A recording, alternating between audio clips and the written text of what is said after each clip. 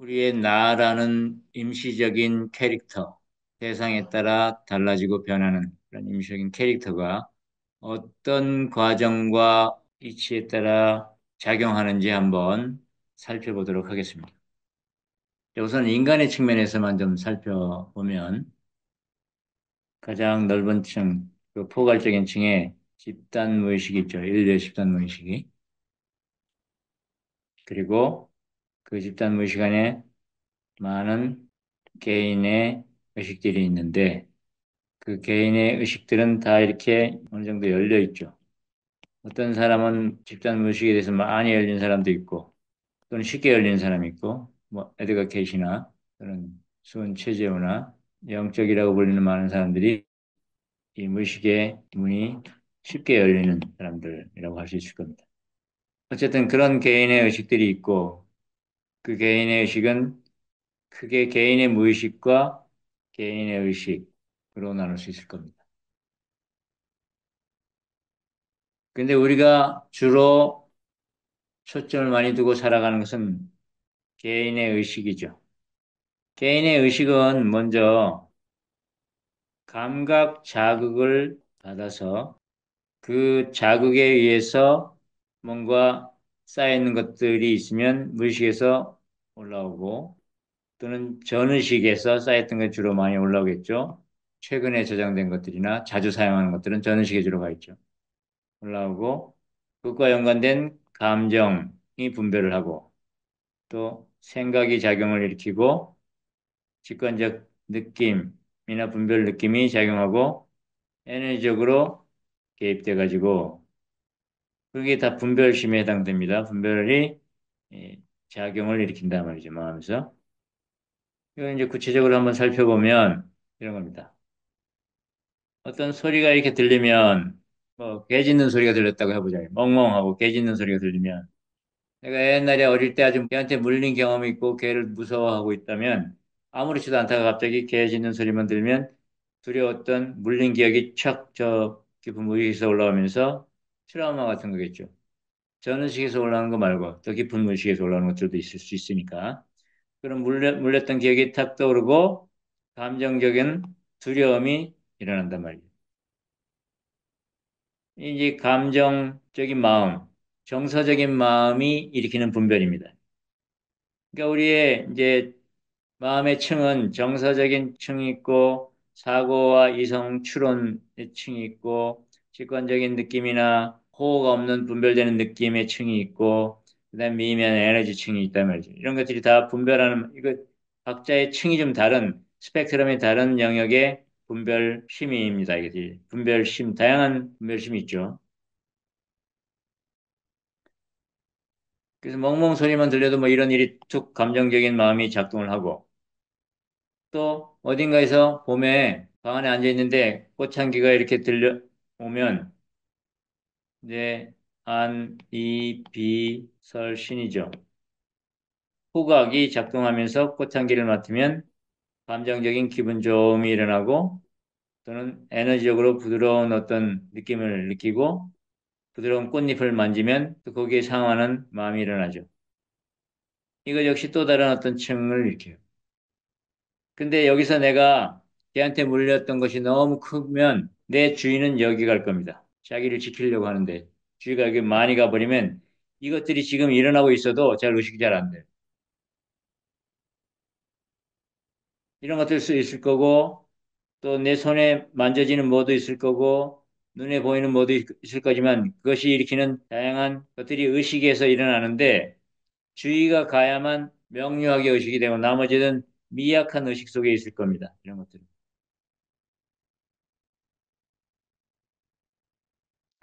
이것이 바로 우리의 캐릭터가 일으키는 반응이란 말이죠. 멍멍 소리에 크게 반응하는 그런 어떤 측면들.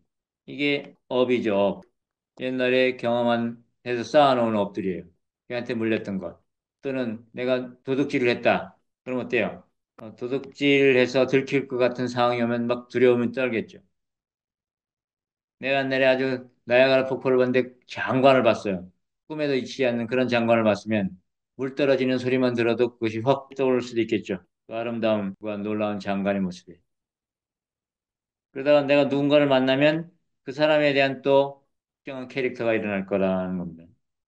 이것이 기본적으로 마음이 작동하는 방식이다 말이에요. 그래서 우리 마음은 내가 아주 깊은 영적인 또는 인류 전체와 연관되는 내 개인을 넘어서는 것에 대해서 깊은 숙고를 하거나 하면 이렇게 집단 무의식까지 내려갑니다. 작용이. 그렇지 않으면 주로 아무리 깊어도 개인의 무의식에 머물겠죠. 개인의 무의식에서는 어떤 식으로 작동하냐면 감각기관으로부터의 자극을 받으면 그것이 내 의식의 장안에 들어오고 그 자극과 연관되는 무의식에 있던 것, 전의식에 있던 것들이 끌어올라지고 그것과 연관돼서 내가 지금 현재 필요로 하는 것들이 뭐가 있다면 내 개인 의식 속에서 뭐 욕구와 저항, 싫어하는 것 이런 게 있다면 이것과 연관되는 게 이렇게 또 올라오면 주의가 여기에 쏠리면서 내가 감정적으로 분별하는 마음 이건 분별심이에요. 이건 작용하는 마음입니다. 이건 데이터들이죠. 올라오는 것들은. 이건 자극이고 그러니까 자극이 있고 데이터가 있고 분별하는 마음이 있단 말이죠. 그것이 이 의식의 장안에 들어와서 이렇게 섞여가지고 미미한 자극을 일으키는데 감정적인 분별을 하거나 생각을 가지고 분별해서 생각 속으로 들어가거나 과거를 회상하거나 미래를 추론하거나 하는 일들을 일으키고 그 추론이 내 안위를 위험하게 한다고 생각되면 감정적으로 두려움을 일으킬 거고 또는 거기서 미묘하게 이유는 알 수 없지만 어떤 직관적인 느낌이 일어나면 거기에 대해서 그걸 가지고 행동을 하는데 쓰일 거고 또는 에너지적인 느낌, 뭐 생각도 감정도 느낌도 아니지만 미묘하게 육체와 연관된 그런 어떤 에너지적인 느낌이 올라오면 나도 모르게 반무의식적으로 그것이 힘을 크게 발휘한다면 그것이 내 행동을 일으킬 거고 이 이제 분별심이 하나의 이거는 뭐냐면 기준 역할을 하는 거죠, 이것이. 기준 역할에서 분별을 일으켜요. 분별 기준이 되는 것들. 작용하는 마음이에요. 그러니까 데이터들 있죠, 여기는. 데이터 센터. 데이터 센터에 있는 것들이 감각의 자극을 통해서 불러와지면 분별하는 마음이 작동해서 내 행동을 결정짓거나 하는데 이 수많은 것들이 자극이 들어온데도 내가 중요하게 여기는 것들이 감정을 통해서 초점이 맞춰지면 주의가 주로 여기 간단 말이죠. 주의가 가는 것이 다른 많은 것들을 제치고 이것이 활성화된단 말이죠. 그러니까 우리 의식 안에 미묘하게 아주 다양한 자극에서 여러 것들이 이렇게 있어요. 그렇지만 내가 주로 내 안위를 지키는데 초점이 많이 맞춰진 사람은 그러면 안위와 연관되는 그런 것들을 감정적으로 파악하고 거기에 대해서 깊이 생각하고 느낌과 에너지를 그걸 해결하는 데 쓰니까 주의가 여기에 몰린단 말이죠. 근데 어떤 사람은 자기를 지키는 것보다 탐구하고 탐험하고 욕구하는데 초점이 많이 맞추는 사람이 있죠. 그러면 자극을 통해서 그 욕구에 해당하는 흥분하고 설레면서 그걸 어떻게 이룰까 도달할까 하고 생각하고 느낌과 에너지를 거기다 온통 쏟아붓는 그러면 주의가 여기에 몰리는 거죠. 주의가 그러니까 어디 쏠리느냐에 따라서 이 사람의 행동이 결정되는 욕구와 열망으로 가느냐 나를 지키고 안위를 이루는 데 가느냐 크게 그런 거죠. 지키는데 또는 뚫고 나가는데 이런 게 이제 음성적인 사람이고 이런 사람이 이제 양성적인 사람. 단순화해 보는 겁니다. 마음이 작동하는 모습을. 자, 그러면 이제 캐릭터가 어떻게 작동하는지 좀 구체적으로 보자고요. 여기는 인류의 집단 무의식이죠. 그 무의식 안에 있는 개인의 무의식이에요. 우선 일단 개인적인 측면만 살펴보는 겁니다. 우리의 존재는 개인에서 집단 무의식으로 생명계 의식으로 존재계 의식까지 전 영역에 걸쳐 있지만 에너지 중심이 어디에 몰려 있느냐에 따라서 그 사람의 삶의 방향과 행동을 결정짓게 되죠. 근데 우선은 개인의 의식을 기반으로 많이들 하고 있으니까 그걸 보자 이 말입니다. 예를 들면 내가 얼마 전에 한 20년 된 오래된 친구를 만났어요. 근데 이 친구에 대해서 옛날에 대학 다닐 때 열등감을 가지고 있었어요. 나보다 그 친구가 더 잘났다고 느꼈어요. 예를 들자면 그렇다는 얘기입니다. 20년 된 친구를 만났는데 이 친구에 대한 열등감이 내가 있었어요. 정말도 뭐 잘생겼고, 글도 잘 쓰고, 공부도 잘하고, 친구도 많고, 활발하고, 이런 열등감이 있었어요, 그 친구에 대해서. 그게 오래된 감정이에요. 근데 현재 나는 이제 뭐 사회적인 성공도 하고, 직업도 뭐 잘 나가고, 사업도 잘해서, 성공해서 사람들한테 많이 존경도 받고 이래서 강한 자신감과 자존감을 획득한 상태에 있습니다, 내가. 그런 상태의 현재의 난데, 이제 20년 된 친구를 만나면 어때요? 20년 동안 한 번도 안 봤기 때문에 내 기억은 20년 전의 기억을 불러올 수밖에 없어요. 그죠? 개인의 무의식에서 오래된 20년 전의 기억을 불러와요. 그 친구를 만날 때는. 그러면 그 친구에 대한 감정은 열등감이에요. 자, 그럼 아주 흥미로운 일이 벌어집니다. 오래된 기억은 열등감인데 현재 내 전의식에서 나온 이게 전의식이에요. 전의식에서 올라오는 것은 강한 자신감이란 말이에요. 강한 자신감의 느낌과 열등감의 느낌이 아주 미묘한 끌림을 만들어낸다는 겁니다. 이제는 그 친구를 미묘한 끌림, 좋은 느낌으로 바라볼 수 있게 됐어요. 왜냐하면 옛날에는 내가 못났다고 생각했기 때문에 그 친구가 별로 좋지 않았어요. 그 친구가 아무리 잘나고 멋진 모습이 있어도 별로 싫었단 말이죠. 열등감 때문에. 그 친구를 있는 그대로 볼 힘이 없었던 거죠, 내 마음. 근데 지금은 내가 강한 자신감이 있으니까 그 친구를 제대로 볼 수 있게 된 거예요. 그래서 여전히 잘생겼고 나이가 들었지만 20년이 됐지만 여전히 말투도 아주 신사답고 우아하고 뭐 교양 있게 나오고 멋진 모습이에요. 그러면 야 멋지다. 반갑고 오랜만이다. 기분 좋고 야 정말 우리가 20년 만에 하면서 내가 기꺼이 이 친구의 장점과 좋은 점을 보고 좋아할 수 있는 그런 느낌이 일어난단 말이죠. 미미한 끌림이. 그건 왜냐면 내 열등감이 이제 강한 자신감보다 약하기 때문에 강한 자신감 속에서 그 친구의 훌륭한 면을 제대로 볼 수 있게 됐기 때문에 기꺼이 좋아하게 된 거죠. 안 그랬으면 싫어했을 텐데. 아이, 내가 낮아진 사람 누구나 자아는 누구나 캐릭터는 누구나 자기가 낮아지는 걸 좋아하지 않습니다. 나를 낮아지게 만드는 사람을 결코 만나고 싶지 않아요. 근데 이제 내가 스스로가 많이 높아졌단 말이에요, 자아가. 전의식에 있는 자신감이 이렇게 올라온단 말이죠.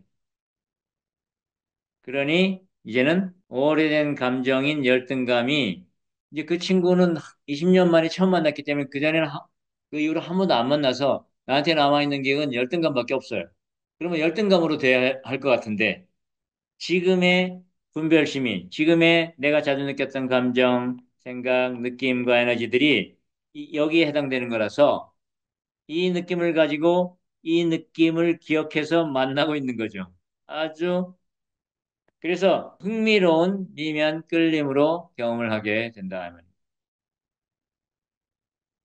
근데 만약에 내가 여전히 열등감을 갖고 있다면 이 친구를 만나는 순간 또 열등감을 이 친구를 대하겠죠. 이런 게 이제 내 캐릭터라는 거예요. 캐릭터라는 것은 대상을 어떻게 대하느냐 하는 대상을 대하는 어떤 태도나 모습들이에요. 오랜 친구는 이제 그런 식으로 만나서 이제는 자신감이 생겨서 이전의 열등감 대신 그의 장점이 제대로 보이게 됐다라는 겁니다. 그리고 기꺼이 그를 칭찬하는 그런 캐릭터로서 작동을 하죠. 그러니까 이게 단순하게 과거 기억으로만 캐릭터는 작동하지 않습니다. 캐릭터는 매번 달라져요. 그러니까 캐릭터라는 것이 아까 뭐라 했습니까? 일시적이고 늘 변하고 흐른다고 했잖아요.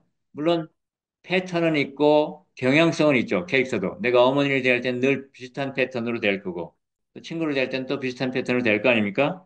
그렇지만 그것도 이것처럼 매 순간 그 친구의 변화 가능성, 조건이 달라지는 것, 내 조건이 달라지는 것에 따라서 이렇게 섞여가지고 늘 새로운 변화 가능성을 가지고 있단 말입니다. 캐릭터 자체도. 우리의 피부 세포가 늘 이런 모습인 것 같지만 매번 바뀌어서 7일, 일주일만 되면 다 새 걸로 바뀌듯이. 그리고 북극의 빙산이 매번 똑같은 빙산처럼 모습을 하고 있지만 그러나 매번 녹았다 얼을 때 미세하게 다 달라지듯이. 큰 모습은 비슷해도 저 어제의 빙산이 아니란 말입니다. 내가 어머니를 대하는 이 내 캐릭터가 어제의 내 캐릭터하고 똑같지 않다고요. 다시 녹았다 얼고 조건과 결합하면서 새롭게 변하고 한단 말이죠. 미세하게. 또는 크게도 바뀌고 이렇게 친구를 대하는 이런 캐릭터 이런 식으로 작동을 하죠. 자, 그러다가 이제 부모님을 만나면 어떻습니까? 내가 캐릭터가 어떻게 작동합니까? 부모님을 만나면 우선 감각기관이 자극을 받죠. 어머니가 나를 부릅니다. 얘야 하고 내 이름을 불러요. 그러면 감각기관의 자극을 통해서 그동안 어머니에 대해서 내가 경험했던 그것이 쭉 올라오면서 뭐 따뜻한 감정을 느낀다든가 또는 어머니 목소리에서 뭔가 약간 떨림이 느껴졌다면 무슨 일이 있나? 또는 뭐 느낌의 목소리에 급한 느낌이 있으면 무슨 일이지? 하는 궁금함이 올라오거나 또는 그 목소리의 에너지가 약하면 뭔가 빨리 가서 도와줄 일이 있나? 이런 생각으로 반응하겠죠. 이런 캐릭터가 어머니를 대할 거다 이 말이죠. 그러니까 이렇게 크게 보면 감각기관의 자극을 받고 전의식과 심층의 트라우마 같은 것은 심층에 있는 데이터가 올라오고 거기에 대해서 감정적인 분별, 사고적인 분별, 직관적인 또는 현식적인 우리말로 하면 우리식으로 하면 감지적인 분별, 에너지적인 분별하는 마음의 분별심이 작동해서 어떤 행동으로 이어지게 하는 것이 우리의 마음의 작용이고 바로 이렇게 대상이 무엇이냐에 따라 거기에 습관적으로 대하는 것이 바로 캐릭터다 말이죠. 그 캐릭터적인 나는 대상에 따라 매번 달라지고 지금 봤듯이 다 다르지 않습니까? 이 내용이 다 다르잖아요. 근데 이런 걸 의식을 못 한단 말이에요, 우리가. 그냥 변함없는 나라고 믿고 있어요. 잘 관찰해 보면 이 내용이 달라지면 느낌도 감정이 달라지고 생각과 느낌과 에너지가 달라지는데 어떻게 나라는 것이 똑같겠어요? 대상에 따라 매번 달라지는 겁니다. 이렇게 어머니를 대할 때는 이런 모습이었다가 사무적인 관계의 사람을 만났어요. 그러면 어떤 캐릭터가 작동합니까? 또 다른 캐릭터가 작동하겠죠. 어머니를 대하는 그런 나가 나타나지는 않을 거 아니에요. 누군가 사무적인 사람이 나한테 악수를 청합니다. 촉감에 자극이 있다고 하요. 그럼 사무적인 악수를 하게 되죠. 그 사무적인 사람하고는 위도 아래도 아니고 그냥 평등하고 거리감 있는 그런 느낌. 근데 우리가 같은 일을, 같은 프로젝트를 해야 되니까 약간의 친근함, 그다음에 생각은 이번 프로젝트 건을 어떻게 할까 하는 생각이 떠오르겠죠? 그리고 그 사람의 손을 만져보니 손의 힘이 부드럽다. 뭐 이런 분별심이 작동해서 이 사람과는 어떤 식으로 작업을 같이 해야 되구나 하는 행동하는 캐릭터가 양성이 되겠죠. 그 순간. 그 순간도 이 사람이 만약에 집에서 누군가 싸우고 왔어요. 그래서 기분이 안 좋아. 그러면 손의 힘이 기분이 안 좋을 거예요. 사무적인 악수도 별로 딱딱하고 모래 만지는 것을 갈 거고. 그러면 이 사람이 나한테 어떻게 대하느냐에 따라서 내 캐릭터도 뭔가 변화를 일으켜서 반응을 하겠죠. 매 순간 똑같은 사무적인 캐릭터 하더라도 또 달라진다 이 말입니다. 이렇게 우리가 대상을 접해서 일어나는 캐릭터적인 마음은 매 대상을 만날 때마다 달라진다는 거예요. 거기에 대해서 전의식, 바로 이 의식 밑에 있는 의식이죠. 전의식에서 데이터가 올라 자극에 따라서 전의식에서 데이터가 올릴 수도 있고 또는 저 트라우마나 또는 아주 오래된 기억, 깊은 무의식에서 올라올 수도 있고 이게 이제 데이터라면 이건 자극이고 자극과 데이터가 만나서 그거에 따라서 나는 어떻게 감정적인 분별을 하고 생각으로 분별하고 판단하며 직관적으로 대하고 에너지적으로 어떻게 느낄지를 봐서 이 캐릭터대로 나는 행동을 한다라는 것이 이게 마음이 작용하는 모습을 좀 거칠게 구조화해 본 겁니다. 그런데 이 과정에서 또 커다란 패턴이 하나 있을 수 있어요. 뭐 어떤 자극이 오더라도 자기를 지키려고 하는데 초점이 맞춰진 사람은 주로 감정과 생각과 느낌과 에너지를 자기를 지키려는 데 쓰기 때문에 부정적으로 되기 쉬워요. 지킨다는 것은 부정적일 때 더 잘 작동하기 때문에 그렇습니다. 부정적인 측면에 주의가 많이 간다 이 말이죠. 그런데 모험적인 사람은 낙천적이고 긍정적인데 주로 주의가 많이 가요. 와, 재밌겠다. 한번 해보자. 계획을 빨리 세우고 이거 할 때는 이렇게 하면 되겠다라는 게 딱 떠오르고 바로 실천하고 이런 사람이 있어요. 이런 것이 또 하나의 커다란 습이란 말이죠. 캐릭터도 비슷한 게 반응하는 패턴이 있는 거죠.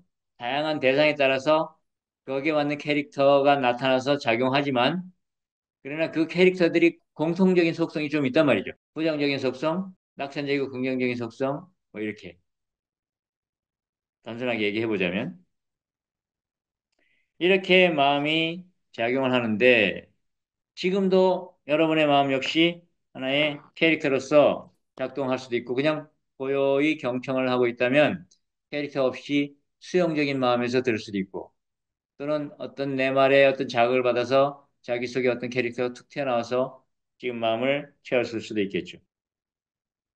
이렇게 우리의 자아라는 것은 고정된 변치 않는 상주하는 변치 않는 나가 아니라 대상에 따라 매번 달라지고 캐릭터적으로 반응하는 변화무쌍한 모습을 가지고 있다는 걸 잘 관찰해 보면 그 캐릭터는 늘 미묘하게 변하고 대상이 사라지면 캐릭터도 상주하지 않지만 그러나 부실, 사라지지 않고 단멸하지는 않는다. 자, 그렇다면 이제 여러분한테 질문을 하고 싶은 것이 이겁니다. 그 캐릭터들이 다 사라지면 지금 이 순간 자기 자신은 무언가라고 한번 자문해 보는 겁니다. 지금 한번 떠올려 보세요.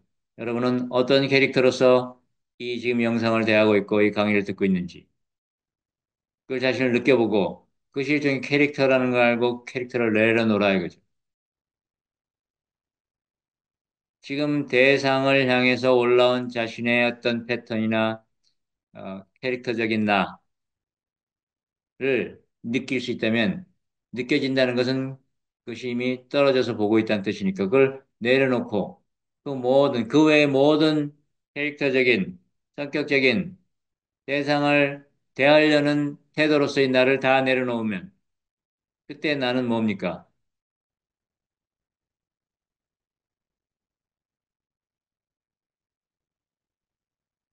거기에 오직 존재한다. 뭔가 있다. 무언가도 아닌 있다라는 느낌만 있지 않습니까? 존재한다는 느낌. 그것도 물론 찾으려고 하니까 존재한다, 있다는 느낌이 있을 거예요. 만약에 찾으려고 하지 않았으면 그 느낌도 없을 겁니다. 근데 지금은 캐릭터를 떠나려고 하는 거기 때문에 캐릭터적인 마음을 우선 느끼고 거기서 떠나 있음으로 와보라 이거죠. 있음의 느낌으로. 존재하는 느낌으로. 누가 존재하는 것이 아니라 존재만 있는 거예요. 찾지 않고 그냥 있어 보는 겁니다. 거기 나라고 할 만한 것이 있습니까?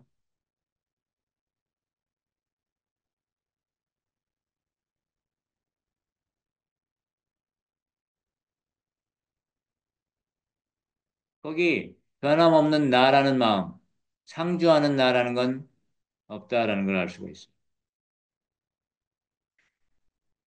그렇지만 대상을 만나면 또 캐릭터는 상황에 맞게 변화를 일으키며 나타나죠. 그러므로 단멸도 아닌 겁니다.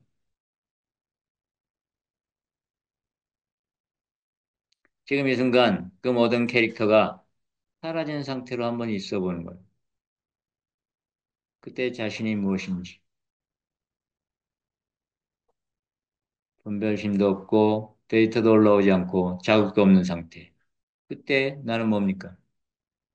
그때 자신은 무엇라고 할 수 없는 그냥 존재하는 존재라는 현상만 있을 뿐인 거예요.